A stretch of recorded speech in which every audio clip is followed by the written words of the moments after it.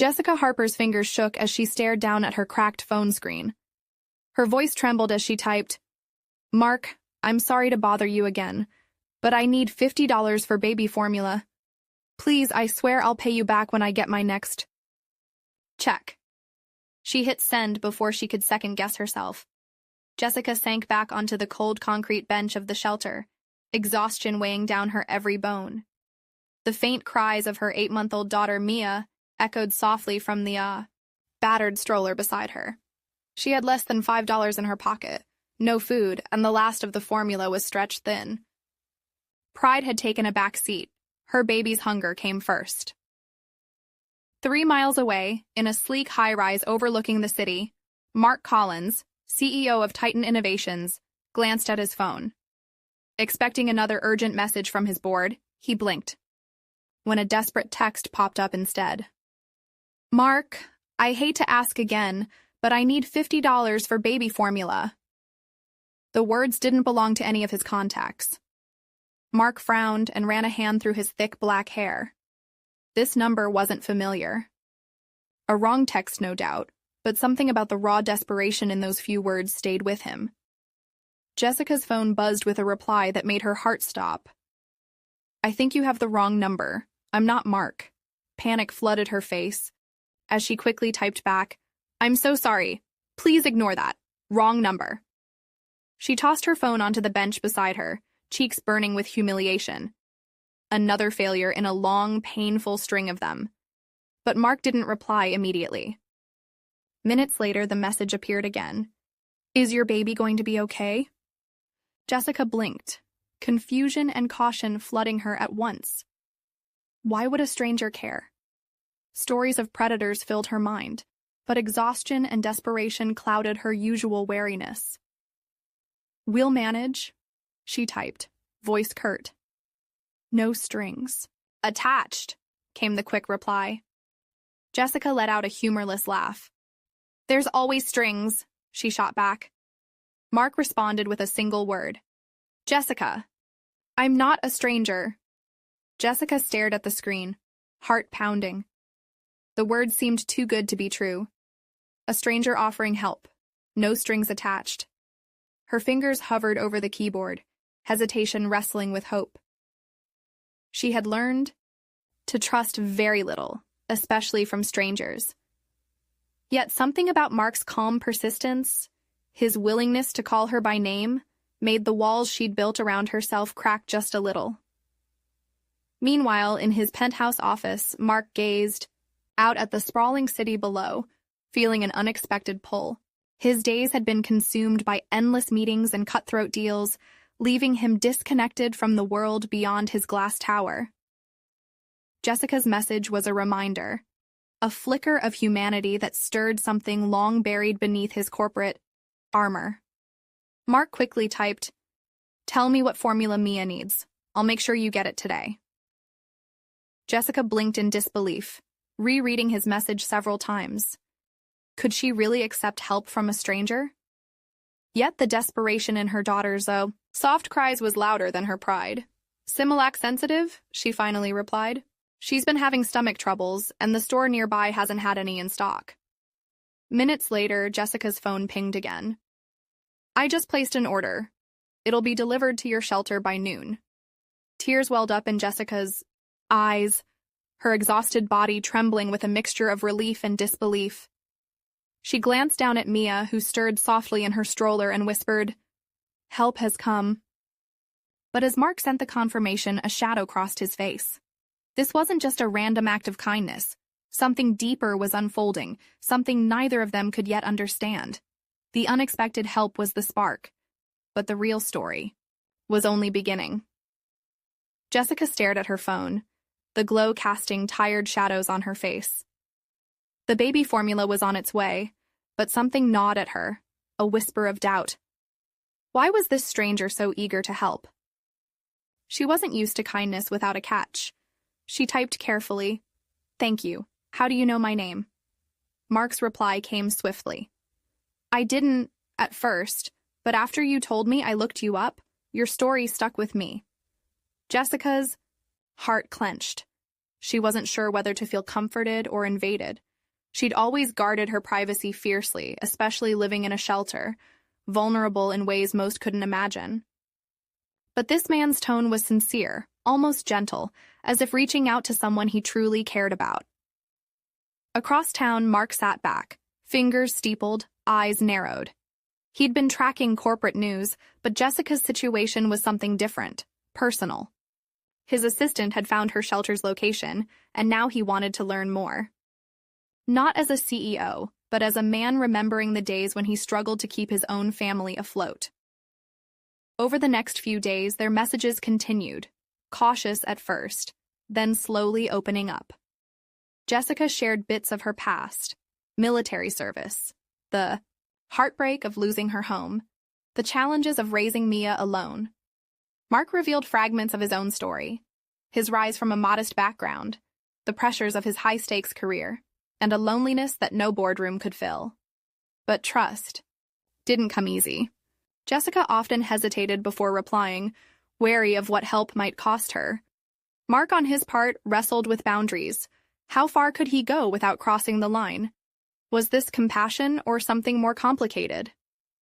In the shadows of their growing connection, a silent question lingered. Was this just aid from a stranger, or the start of something that could change both their lives forever? Every message, every small gesture, was a step into uncharted territory, where help came with invisible strings, and trust had to be earned one fragile moment at a time. Jessica's world was unraveling faster than she could keep track. The little kindness Mark showed was a light in the dark, but shadows lurked behind it. She started noticing small things, calls from unknown numbers, quiet visits from social workers at the shelter, and hushed whispers among other residents. She wasn't sure if it was because of her growing connection with Mark or something else entirely. Meanwhile, Mark dug deeper into Jessica's situation. He discovered her military records, her struggle to find stable work after service, and the countless barriers she faced as a single mother living without a permanent home. The more he uncovered, the heavier the weight on his conscience grew. His company was launching a new initiative aimed at helping veterans, but he wondered, was this personal aid crossing a line? Would his involvement jeopardize her privacy or autonomy? One evening, Mark hesitated before sending a message. Jessica, I want to help more than just with the formula. Would you be open to some legal advice or job placement support? No pressure. Just an option. Jessica stared at the screen, torn. Accepting help meant exposing herself to scrutiny, risking her independence. But refusing could mean falling deeper into hardship. She typed back slowly. I don't know. I'm afraid of losing control over my life. This back and forth became the emotional battleground where hope clashed with fear. Jessica wrestled with the ethics of accepting help that might come, with conditions, while Mark struggled to balance his desire to make a difference with the professional and personal boundaries he needed to maintain. Their conversations revealed deeper truths, not just about survival, but about dignity, trust, and the price of kindness in a world that rarely gave without asking.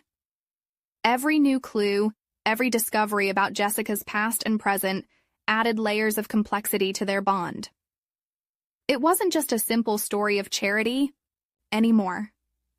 It was a delicate dance of power, vulnerability, and the difficult choices that define what it truly means to help someone in need.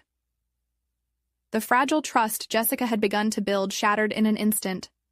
One evening, she received a call from the shelter manager, her voice tight with concern. Jessica, someone from Mark's company contacted us. They want to review your records and discuss your case with some legal partners.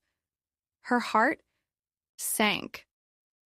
What had started as a private connection was now spilling into the cold corridors of bureaucracy. She felt exposed, like her most personal struggles were being paraded without her consent. The realization hit hard. Mark's help came with strings, and those strings were tightening fast. Furious and betrayed, Jessica confronted Mark in their next message. You promised no strings. How could you involve others without telling me? This isn't help, it's control. Mark's reply was hesitant, laced with regret but also defense. I wanted to do more than just send money. I thought I was protecting you, offering resources to get you out of this cycle. I never meant to hurt you. But trust was broken. Jessica felt like a pawn in a game she hadn't agreed to play. The man who had seemed like a savior now felt like a stranger wielding power over her life. The climax came when Jessica discovered that Mark's company had quietly launched an initiative featuring her story as a success case without her permission. Photos, interviews, even her shelter's location had been shared publicly. The violation was complete. Anger surged, and Jessica decided to take control back. She demanded a face-to-face meeting with Mark.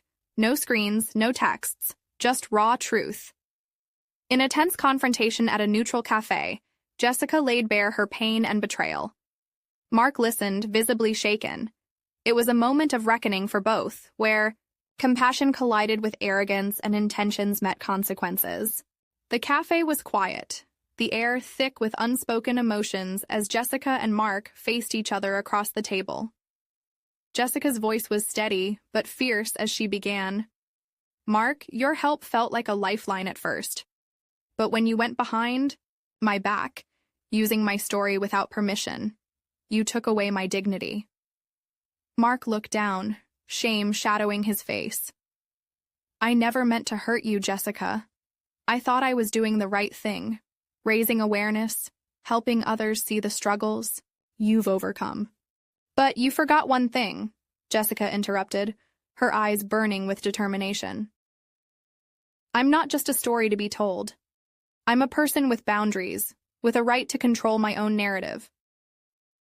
For the first time, Mark truly listened. He realized that good intentions weren't enough if they trampled on trust and respect.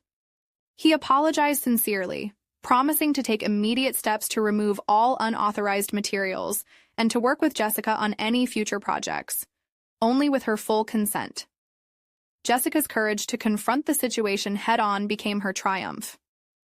She reclaimed her story and her voice, transforming from a passive recipient of charity into an empowered advocate. Together, they forged a new path. Mark would use his resources to support Jessica's goals directly, helping her find stable housing and a job opportunity tailored to her skills. More importantly, he committed to standing beside her as an ally, not a patron. In the weeks that followed, Jessica's confidence grew. She spoke at community events about the importance of respecting those who seek help and how real change comes from empowerment, not pity. As the weeks turned into months, Jessica's journey became a powerful testament to the strength found in gentle resilience and quiet determination. She realized that true power didn't come from loud declarations or dramatic gestures. It came from the soft, steady conviction to stand firm in one's truth. In reclaiming her story, she showed the world that vulnerability was not weakness, but a bridge to deeper understanding and real connection. Her calm but unwavering voice opened doors, not just for herself, but for countless others who faced similar struggles in silence. Mark, too, learned a valuable lesson. Influence is most meaningful when wielded with humility and respect. He discovered that the greatest impact often comes not from taking charge, but from listening carefully and supporting others to lead their own lives. Their partnership evolved into a symbol of what happens when empathy meets action, when help is offered not as charity but as collaboration. This soft power created ripples far beyond their own story, inspiring a community to rethink how they give, receive, and relate to one another. In the end, Jessica's quiet strength and Mark's newfound humility proved that sometimes the most profound victories are won not with force, but with kindness, patience, and respect. And in that, they both found something far greater than success. They found lasting hope. Months after the confrontation, Jessica's life began to transform in ways she never imagined. With Mark's ongoing support, not just financial but mentorship, and genuine friendship, she found steady housing, enrolled in job training programs, and secured a position at a nonprofit dedicated to helping veterans. Her confidence, once fragile, grew stronger every day, fueled by the belief that she could rebuild not only her life, but also her future for her child. Mark, deeply changed by the experience, committed himself to using his influence for causes that mattered. He launched an initiative within his company to support homeless veterans, ensuring resources and opportunities were more accessible. What started as a simple act of kindness had blossomed into a lasting mission with real impact.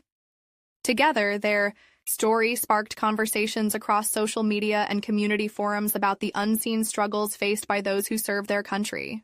It challenged stereotypes, encouraging others to approach hardship with empathy rather than judgment. Years later, Jessica's journey became a beacon of hope for countless others trapped in similar circumstances. She volunteered as a speaker, an advocate, using her voice to inspire change and break down barriers. Mark's business thrived not just in profits, but in purpose, as he cultivated a culture of compassion and responsibility. Their unlikely connection proved that a single moment of unexpected kindness can ripple outward, creating a legacy far beyond what either could have foreseen, a legacy of resilience, redemption, and the transformative power of human connection. If this story touched your heart, don't forget to smash that thumbs up and hit subscribe for more unforgettable, emotional, and viral true stories. We want to hear from you. Drop a comment and tell us, where in the world are you watching from?